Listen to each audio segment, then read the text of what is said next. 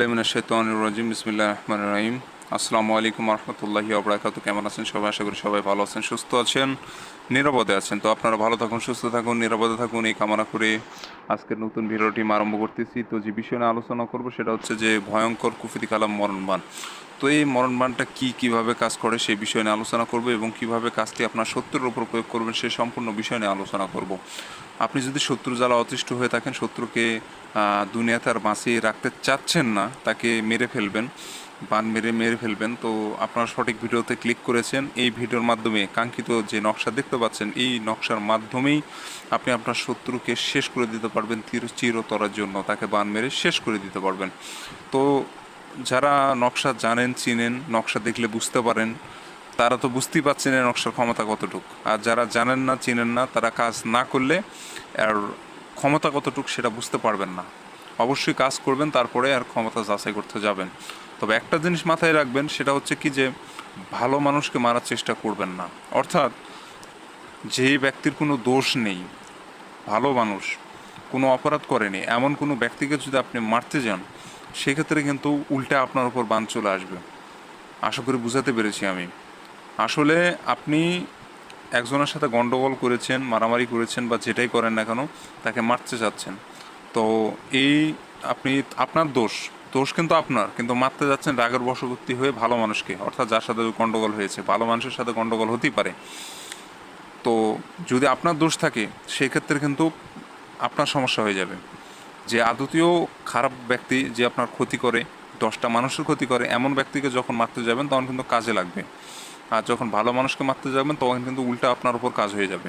আশা করি বুঝাতে পেরেছি। তো বন্ধুরা, নকশার পিছনে কিন্তু জিন থাকে। আমি কিন্তু ভালোভাবে বোঝানোর চেষ্টা করি, কারণ আপনারা না বুঝিয়ে দিলে আপনারা বুঝবেন কীভাবে? আমার মতো করে কেউ আপনাকে বুঝাই দেবে না। যাই হোক, শোনেন। তো এটার পিছনে একটা জিন রয়েছে। আপনি যখন এই কাজটা প্রয়োগ করবেন, ওই জিনটা চলে যাবে আপনার শত্রুর কাছে। সে যাচাই বাছাই করবে যে হ্যাঁ, এই আসলেই মানে খারাপ ব্যক্তি, আপনার সাথে অন্যায় করেছে। তো এরকম হয়ে থাকলে তাকে সাথে সাথে ওখানে বান মেরে দিবে। আর যদি দেখে না সে ভালো মানুষ, দোষ আপনার, তখন ঘুরে আপনার কাছে চলে আসবে জিনটা এবং এসে আপনাকে বান মারবে। তো বিষয়টা এইভাবে কাজ করে থাকে। অবশ্যই যে আদতেও খারাপ ব্যক্তি, তার উপরে প্রয়োগ করার চেষ্টা করবেন। এতে করে আপনারা 100% সফলতা অর্জন করতে পারবেন। তো যাই হোক, আর বেশি বকবক করবো না। আমার চ্যানেলে নতুন এসে থাকলে অবশ্যই চ্যানেলটি সাবস্ক্রাইব করে পাশে থাকা বেল আইকনে ক্লিক দিয়ে অল নোটিফিকেশন অন করবেন। তাহলে পরবর্তী সব নতুন নতুন ভিডিওগুলো দেখতে পারবেন সবার আগে। তো বন্ধুরা, আমি সব থেকে মানে আমার মতো করে বুঝে দেয় কি না আমি সেটা জানি না, এটা আপনারাই যাচাই করবেন। আমি এত সুন্দর করে বুঝে দেওয়ার পরেও অনেকে চ্যানেলটা সাবস্ক্রাইব করে না। তো অবশ্যই চ্যানেলটা সাবস্ক্রাইব করবেন, কারণ আমার মতো করে বুঝে আপনাকে কেউ দিবে না, অন্য তান্ত্রিকের মতো না। অন্য তান্ত্রিকরা করে কি, যে সামান্য নিয়মটা, যেটা ওই নিয়মটা বলে পাগার পার। আর আমি ভিতরে উপরে সব কিছুই আলোচনা করি, যাতে আপনারা বুঝতে পারেন। কারণ আপনারা যদি বুঝতে না পারেন, এখানে আমার ব্যর্থতা। আপনারা বুঝতে পারবেন, এটাতে আমার সফলতা। তো যাই হোক, এই কাজটি করতে গেলে আপনাকে একটা সাদা কাগজ সংগ্রহ করতে হবে। সেই কাগজের উপরে নকশাটা লিখতে হবে। চকচক সাদা কাগজ নেবেন, নোংরা আবর্জনা যেন কাগজে না ভরে থাকে, পবিত্র কাগজ হতে হবে। আর এটা অবশ্যই লাল কালি দিয়ে অঙ্কন করবেন। আর একটা স্কেল নিয়ে দাগ টেনে, কুশি টেনে, যেভাবে আছে ওইভাবে রেখে দেবেন। আর একটা সহজ নকশা, যে কেউ অঙ্কন করতে পারবেন, দেখতেই পাচ্ছেন। তো আপনারা সুন্দর করে স্কেল দিয়ে দাগ টেনে, কুশি টেনে নকশাটা অঙ্কন করে ফেলবেন। কোনো রকম তেড়া ব্যাখা করবেন না, যেভাবে আছে ওইভাবে রেখে দেবেন। সুন্দর করে নকশাটা উঠাই দিবেন। আর যে এই নকশাটা অবশ্যই আপনারা যে কোনো দিনই লিখতে পারবেন, সমস্যা নাই। তবে এর গভীর রাতে অঙ্কন করা বেশি ভালো হয়। 11টা, 12টা, 1টা, 2টা, যত রাত গভীর হবে তত নকশার ক্ষমতা বৃদ্ধি পাবে। তো অবশ্যই আপনারা রাতে অঙ্কন করার চেষ্টা করবেন। আপনি যখন নকশাটা অঙ্কন করবেন, আশেপাশে যেন কেউ না থাকে, নিরিবিলি জায়গায় বসে, সম্পূর্ণ নকশা কোলাহল মুক্ত জায়গায় বসে অঙ্কন করবেন। এবং নিজেও পাক পবিত্র থাকবেন। যে জায়গায় বসে নকশাটা লিখবেন, জায়গাটাও যেন পবিত্র হয়, নোংরা আবর্জনায় ভরপুর এরকম জায়গায় বসে নকশা লিখবেন না। তো সব কিছু ঠিকঠাক থাকলে আপনি নকশা কমপ্লিট করে ফেলবেন। আর নকশাটা অবশ্যই 10 মিনিটের বেশি সময় লাগাবেন না। 10 থেকে 12 মিনিট বা 13 মিনিট লাগান, সমস্যা নাই। কিন্তু আধা ঘন্টা, 1.5 ঘন্টা এরকম টাইম লাগাবেন না ভাই। নকশা অঙ্কন করতে বসবেন, সম্পূর্ণ নকশা অঙ্কন না হওয়া পর্যন্ত আপনি ওখান থেকে উঠবেন না। নকশা অর্ধেক রেখে আবার কিছু কাজ করলেন, কাজ করার পর এসে আবার অর্ধেক লিখলেন, এভাবে করলে হবে না। একটানা আপনাকে লিখে ফেলতে হবে। এগুলো ভুল কখনোই করবেন না। আর নকশা অঙ্কন করতে করতে রেখে দিলে ওই নকশা আর কাজ করে না। তো যেই আমার নকশা হোক আর পৃথিবীর যে কোনো তান্ত্রিকের নকশা হোক, এক ধ্যানে সম্পূর্ণ নকশা কমপ্লিট করবেন, দেরি করবেন না। আর যারা দেরি করেন ওদের কাজই হয় না।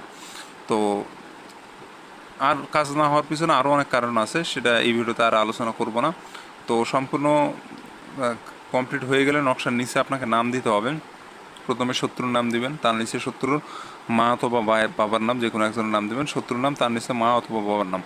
তো দেওয়ার পর তার নিচে একটু ঠিকানাটা লিখে দিবেন ওখানে, আর গ্রামের ঠিকানা বা যেখানে থাকে সেই ঠিকানাটা দিবেন, বর্তমান ঠিকানা। তো প্রথমে দেবেন শত্রুর নাম, তার নিচে তার পিতার নাম, তার নিচে ঠিকানাটা। তো এইভাবে করে সম্পূর্ণ নকশা কমপ্লিট হয়ে গেলে আপনাকে সূরা নাস 3 বার পড়ে একবার নকশার উপর ফু দিবেন। সূরা নাস 3 বার আগে পড়ে নেবেন, তারপর একবার নকশার উপর ফু দিয়ে দিবেন। তাহলে নকশা জাগ্রত হয়ে যাবে এবং এই নকশা আপনি আগুনে পোড়ায় ফেলবেন। আগুনে পোড়ায় ফেলবেন। আপনি যখন নকশাটা আগুনে পোড়াইবেন তখন থেকে 24 ঘন্টা, অর্থাৎ 24 ঘন্টার মধ্যে আপনি কাঙ্ক্ষিত রেজাল্টটা পেয়ে যাবেন, অর্থাৎ শত্রুর মৃত্যুর খবরটি পেয়ে যাবেন। আর শত্রু যখনই ঘুমাক না কেন, ঘুমের অচেতনে সে মারা যাবে। তো এটা মূলত এভাবে কাজ করে থাকে। আমি সব কিছু তো বুঝাই দিলাম। আর অনুমতি ব্যতীত কাজ হয় না। আপনার এলাকায় যদি কোনো সিদ্ধ গুরু থাকে তার কাছে যাবেন, যে অনুমতি নেবেন, নেওয়ার পর আমার এই কাজটি করবেন, সমস্যা নেই। আর যারা আমার থেকে অনুমতি নেবেন, অন্য কোনো গুরু যদি আপনার না থাকে, সেক্ষেত্রে আমার থেকে যদি নিতে চান, চ্যানেলটা সাবস্ক্রাইব করবেন, কমেন্টে আপনার নামটা লিখে দিয়ে কাজ শুরু করে দেন। আমার মুখ থেকে অনুমতি নেওয়া শোনা লাগবে না আপনাকে। আপনি খালি 2টা কাজ করে যাবেন, চ্যানেল সাবস্ক্রাইব করে কমেন্টের নাম লিখে কাজ শুরু করে দিবেন, আপনাকে আর কিছু করা লাগবে না। আর যারা এই দুটার যে কোনো একটা করবে না, তারা অনুমতি পাবে না, তাদের কাজও হবে না ইনশাল্লাহ। তো অবশ্যই শর্ত মেনে খুশি করে তারপরে কাজ করবেন। তো এই ছিল মূলত বিষয়। আর স্ক্রিনে যে নম্বর, ইমো নম্বর, যে কোনো প্রয়োজনে ইমোতে এসে যোগাযোগ করতে পারবেন। ভালো থাকবেন, সুস্থ থাকবেন, দেখা হচ্ছে পরবর্তী কোনো এক নতুন ভিডিওতে।